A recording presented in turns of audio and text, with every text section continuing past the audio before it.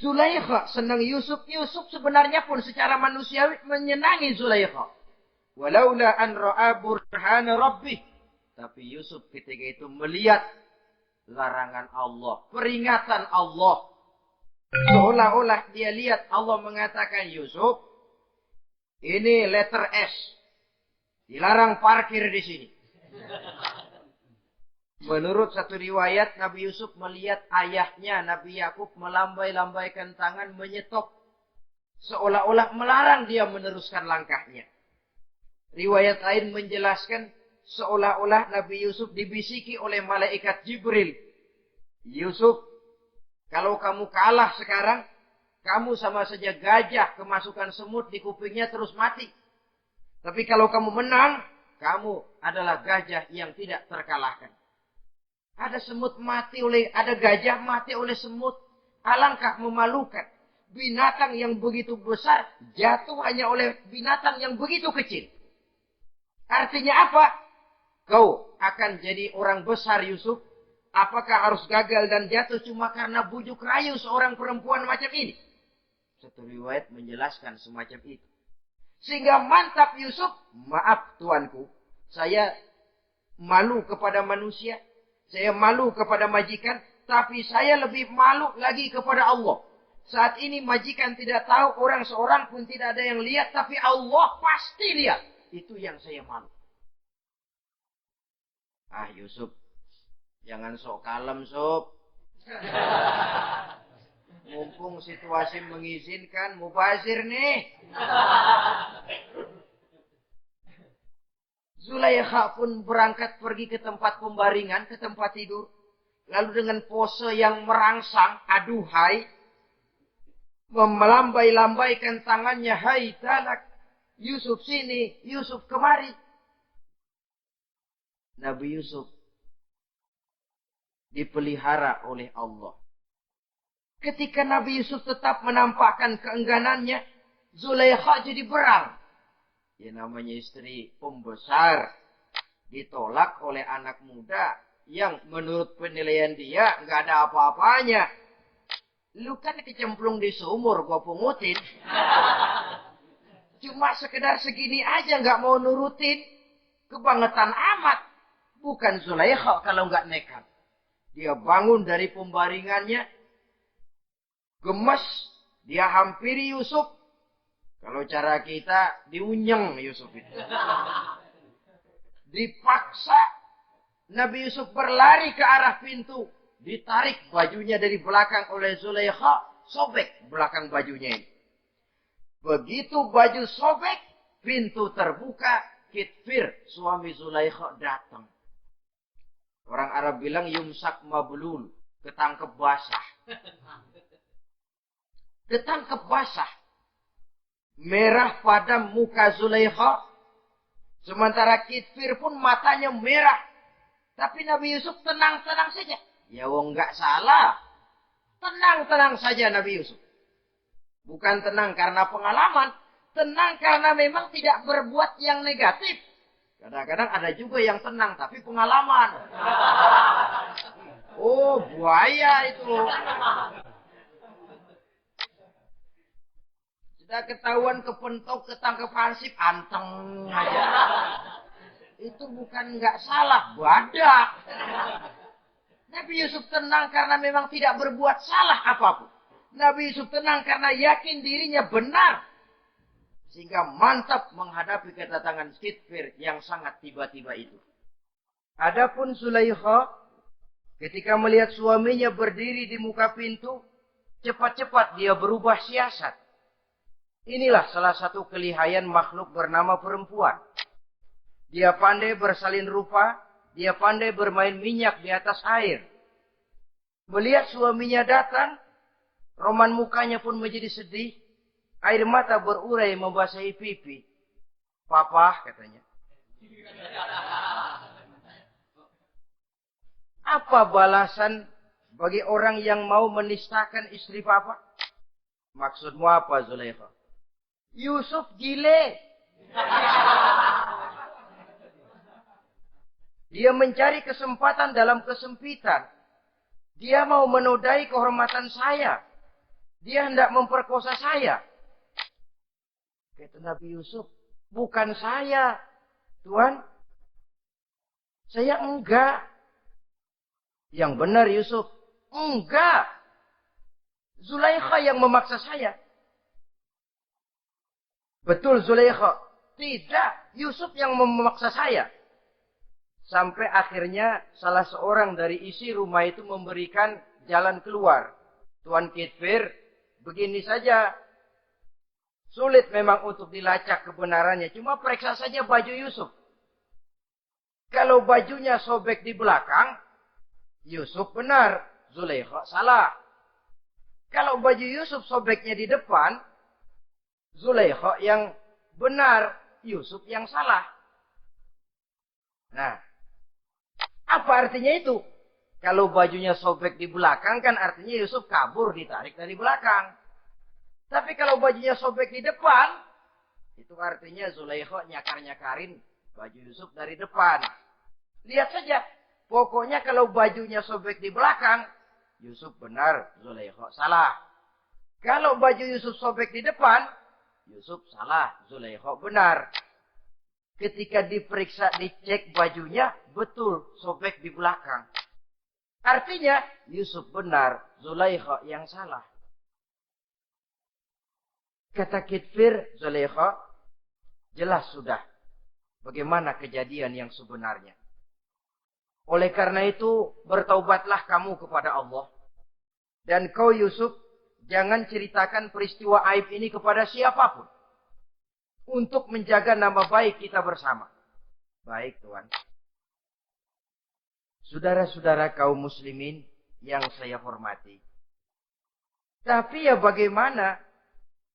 Serapi-rapinya menyimpan barang busuk, toh akhirnya tercium juga.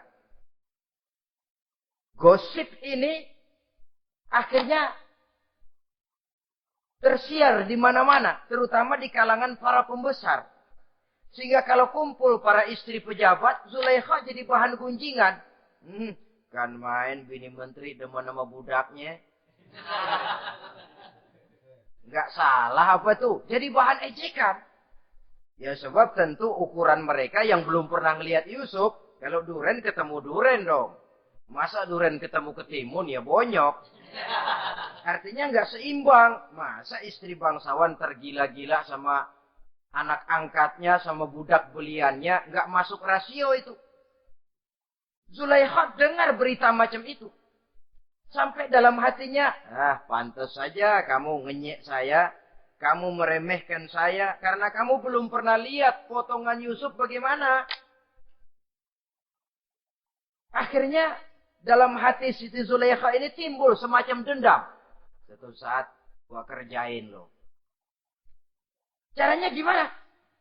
Satu hari para istri bangsawan ini diundang ke tempat Siti Zulaikha. Duduk di satu ruangan luas. Setelah duduk dihidangkan makanan. Makanannya aneh. Cuma buah sama pisau. Ketika buah dan pisau sudah siap. Satu orang satu. Ketika mereka sedang mengupas buah itu. Zulaikha berkata kepada Nabi Yusuf. Yusuf, kau jalan. Dari sini ke sana. Melintas. Kayak peragawati gitu. Untuk apa Tuhan? Pokoknya jalan aja dah. Nabi Yusuf jalan.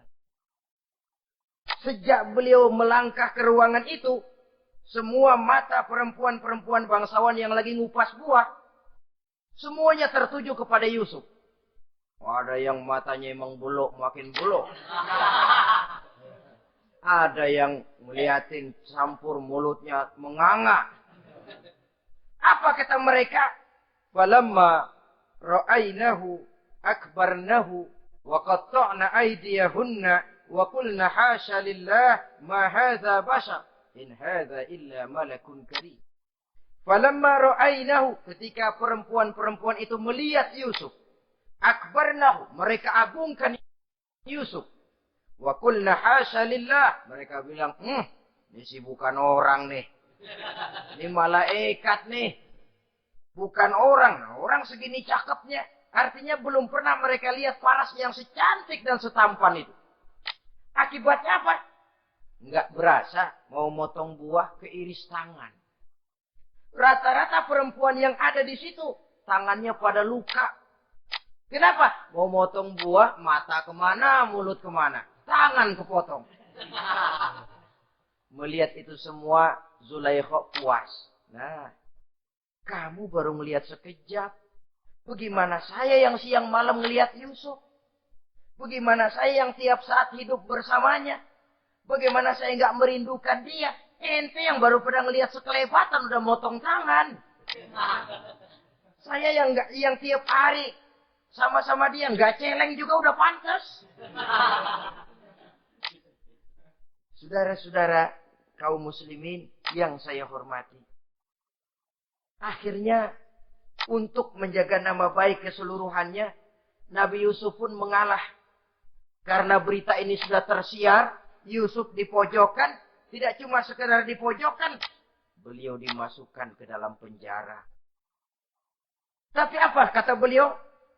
Rabbi sijnu ahabbu ilayya mimma yad'unani ilai. Ya Allah, kalau memang karena resiko penolakan saya terhadap ajakan Zulaikha menyebabkan saya harus masuk penjara, penjara lebih saya sukai. Penjara lebih saya cintai ketimbang ikut kemauan Zulaikha. Saudara-saudara, kadang-kadang kita berpikir, kalau kesempatan itu datang kepada kita, mampukah kita menjatuhkan pilihan seperti pilihan Nabi Yusuf ini? Lebih baik penjara ketimbang mengikuti bujuk rayu perempuan untuk melakukan perbuatan yang menyeleweng ini. Ini yang dipilih oleh Nabi Yusuf. Tegar. Kalau memang sebagai resikonya saya harus masuk penjara, penjara lebih saya cintai, penjara lebih saya suka daripada mengikuti bujukan Zulaikha. Teguh karena suatu prinsip. Bukankah dalam perjuangan menegakkan akidah, kadang kita mendapat piala, tapi tak jarang kita berhadapan dengan penjara. Kadang kita disanjung, kadang kita dicaci. Itu romantika perjalanan dari yang namanya perjuangan. Tapi pilihan harus ada. Ketimbang ikut bujuk rayu perempuan yang mengajak melakukan perbuatan serong, penjara lebih saya cintai. Sudah pada saat hendak diajak tidak ada yang melihat, beliau menolak. Akibat penolakannya pun masuk penjara, tapi penjara lebih menyenangkan hatinya. Ketimbang hidup merdeka, tapi jiwa terpenjara. Inilah Nabi Yusuf barangkali. Biar badan masuk penjara, asal jiwa merdeka. Kita sekarang sebaliknya. Jiwa terpenjara tidak jadi soal, asal badan merdeka. Maka jiwa kita sering dijajah. Entah dijajah harta, entah dijajah pangkat dan jabatan, entah dijajah iblis. Jiwa kita yang terpenjara. Sementara badan kita merdeka.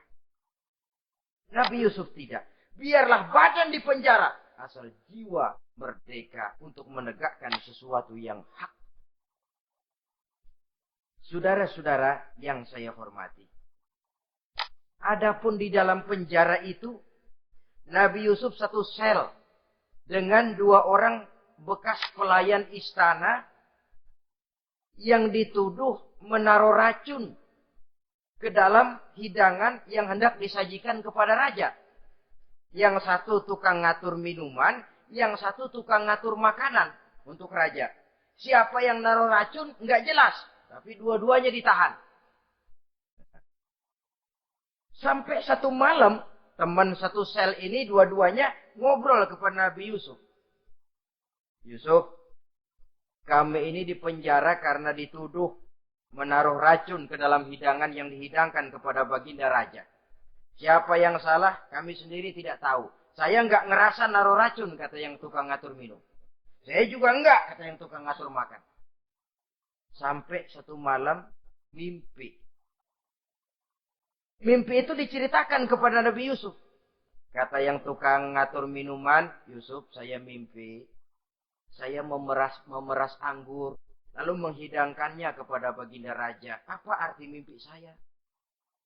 Kata yang tukang hidangin makanan, kalau saya Yusuf, saya ngimpi menjunjung roti di atas kepala saya, itu roti dipatokin burung.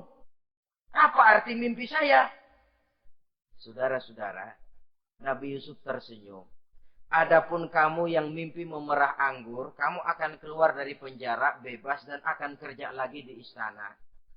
Adapun kamu yang mimpi menjunjung roti dipatokin burung, kamu akan dihukum mati, disalib dan kepalamu akan dipatokin oleh burung. Ini tukang roti ngotot, bisa aja lu ah. Ya lempengan apa ramalannya? Ya bukan soal bisa nggak bisa, lihat aja kenyataannya.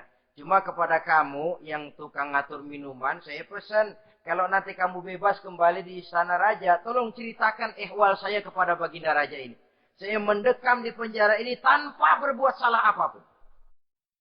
Baik, insya Allah Yusuf. Dan ketika persidangan memutuskan seperti tepat yang diramalkan Nabi Yusuf. Si tukang menghidangkan makanan dihukum mati, si tukang menghidangkan minuman kembali kerja di istana. Tapi begitu kerja, dia lupa sama pesan Nabi Yusuf. Itu biasanya watak orang memang begitu. Kalau dalam keadaan kepepet, macam-macam janjinya. Begitu keadaannya longgar, lupa sama janjinya. Sehingga ada pepatah katanya, nulungin anjing kejepit. Waktu kejepit, kaing-kaing minta ditulungin. Begitu udah rapi ditulungin, yang nulungin bisa digigit. Saudara hadirin yang saya hormati, sampai bertahun-tahun Nabi Yusuf mendekam dalam penjara. Tapi itulah yang menambah kedewasaannya. Maka orang beriman ya, yang mantap nilai imannya, tempat tidak jadi soal. Kadang-kadang dia merasakan penjara lebih indah dari alam terbuka. Banyak orang-orang beriman yang justru di penjara menghasilkan karya-karya besar. Kita tahu misalnya almarhum Hamka justru di penjara bisa menyelesaikan tafsir Al-Azharnya. Salah satu karya besar pujangga terkemuka ini. Macam Hasan Al-Banna, Abdul Qadir Audah, dan banyak lagi tokoh-tokoh Ikhwanul Muslimin merasakan justru penjara itu bagaikan surga. Kenapa? Mereka yakin di penjara untuk sesuatu yang benar. Maka tempat tidak pernah jadi masalah. Kalau jiwa merdeka puluhan tahun mendekam di penjara, tidak akan merupakan satu rasa yang lama. Kenapa? Jiwa tidak bisa dibatasi oleh ruangan 2x3 meter. Jiwa yang merdeka tidak bisa dibatasi dengan teralis besi. Jiwa yang merdeka tidak bisa dibatasi dengan dinding tembok yang tebal. Jiwa yang merdeka mengembara, melanglang buana, mencari idealisme yang ada dalam dirinya. Itu yang dirasakan oleh Nabi Yusuf alaihissalam. Untungnya, satu malam raja ngimpi. Untungnya ini. Ngimpinya luar biasa. Ada 7 ekor lembu gemuk-gemuk. Makanin 7 ekor lembu yang kurus-kurus. Lalu ada 7 batang gandum yang isinya gemuk-gemuk. Ada 7 batang gandum yang sudah layu-layu.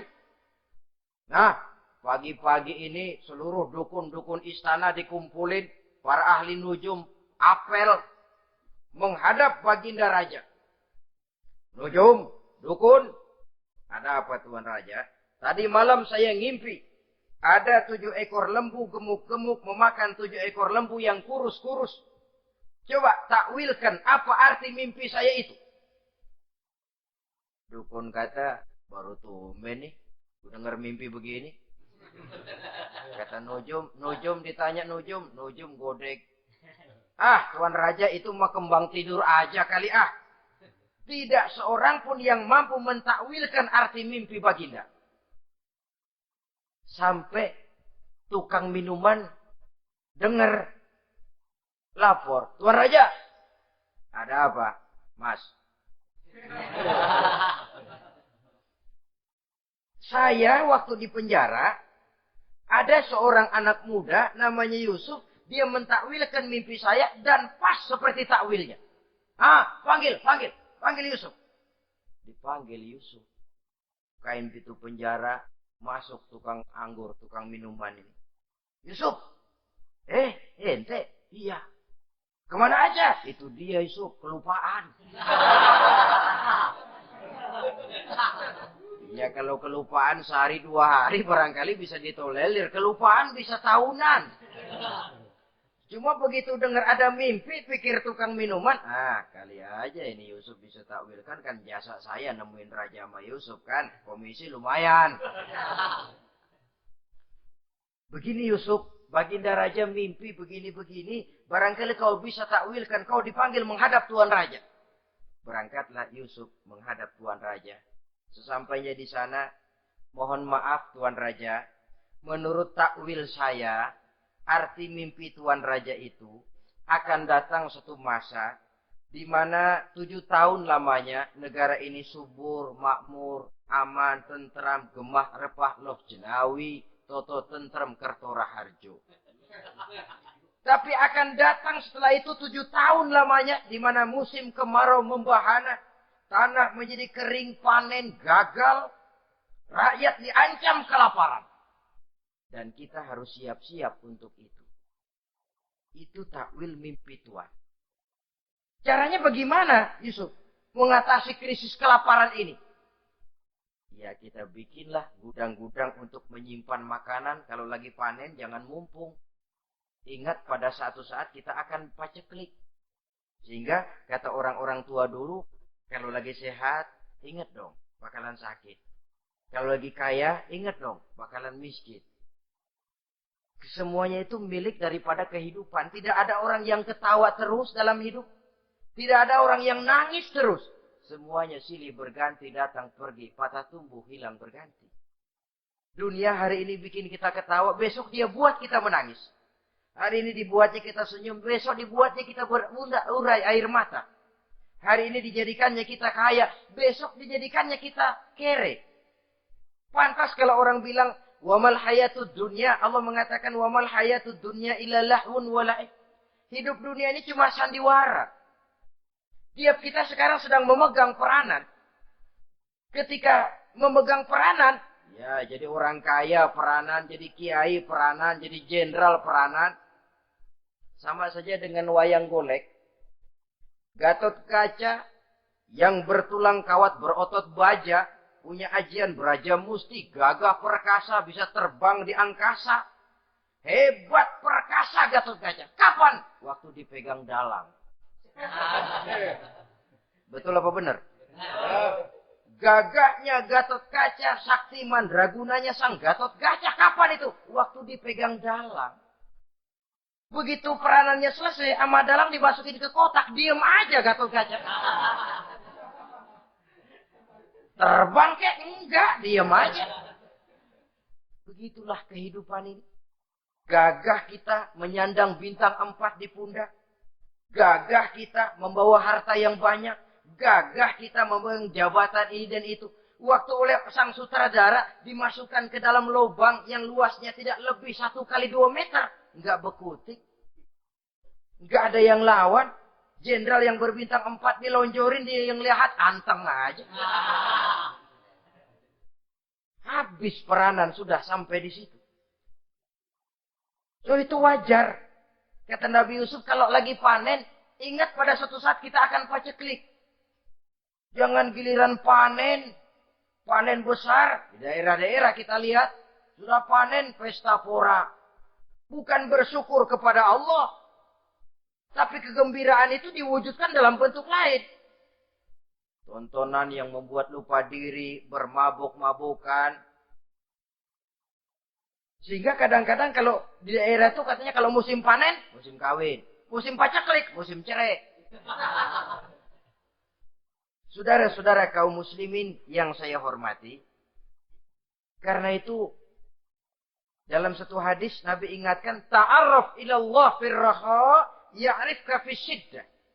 Ingatlah kepada Allah di waktu kamu senang, supaya Allah ingat kepadamu waktu kamu susah. Kalau waktu senang kita lupa kepada Allah, ya wajar. Kalau waktu susah, Allah juga lupain kita. Dalam terjemahannya dengan kehidupan beragama, وَمَنْ أَعْرَضَ عَنْ ذِكْرِي فَإِنَّ لَهُ مَعِيشَةً ضَنْكَ وَنَحْشُرُهُ يَوْمَ الْقِيَامَةِ أَعْمَى. Siapa yang berpaling daripada peringatanku, kata Allah, aku akan berikan dia penghidupan dan kehidupan yang sempit. Sempit itu apa lalu tidak punya duit? Punya duit. Apa tidak punya harta? Banyak harta. Tapi banyaknya harta, tumpukan duit tidak membuat hatinya makin luas. Tidak membuat hidupnya makin lapang. Sempit, sempit, dan sempit. Itu azab. Yang paling celaka. Wa nahsyuruhu yaumal qiyamati a'ma. Di akhirat kami kumpulkan dia bersama orang-orang buta. Allahu Akbar. Di padang mahsyar, dikala orang sibuk, pusing dengan urusan masing-masing, buta lagi. Yang enggak buta aja pusing. Mereka teriak-teriak, qala rabbi lima hasyartani a'ma wa qad kuntu basira. Ya Allah, kenapa kami buta padahal waktu di dunia kami melihat? Allah jawabnya enak aja. Kazalika atatska ayatuna fanasitaha wa kazalika al-yauma tunsa. Rasain dulu. Dulu waktu di dunia datang peringatanku pada belaga pilon. Kamu lupakan. Sekarang juga pantas kamu dilupakan. Waktu susah kamu lupa. Waktu senang kamu lupa Allah. Waktu susah juga pantas kamu dilupakan Allah. Waktu di dunia kau berpaling dari peringatan Allah. Kalau sekarang Allah berpaling kepadamu juga adil. Walaupun kalau Allah mau tidak berpaling juga adil. Sebab Allah itu mutlak. Tidak ada yang membatasi apa yang dimaui oleh Allah. Saudara-saudara kaum muslimin, itu pesan Nabi Yusuf. Bikin gudang yang besar, simpan bahan makanan untuk persediaan musim kemarau. Kalau begitu sekalian aja deh Yusuf. Sekalian bagaimana Tuan Raja? Kau saya angkat jadi menteri urusan makanan dan urusan kemakmuran. Tuan Raja, apa enggak terburu-buru? Kau bisa mentakwilkan mimpi saya, bahkan kau bisa mencari jalan keluar. Ini sudah sesuatu yang menguntungkan Yusuf. Mencari jalan keluar ini pemikiran yang menteri saya belum bisa berpikir kayak kamu. Sudah, kau pegang jabatan ini. Nabi Yusuf tidak minta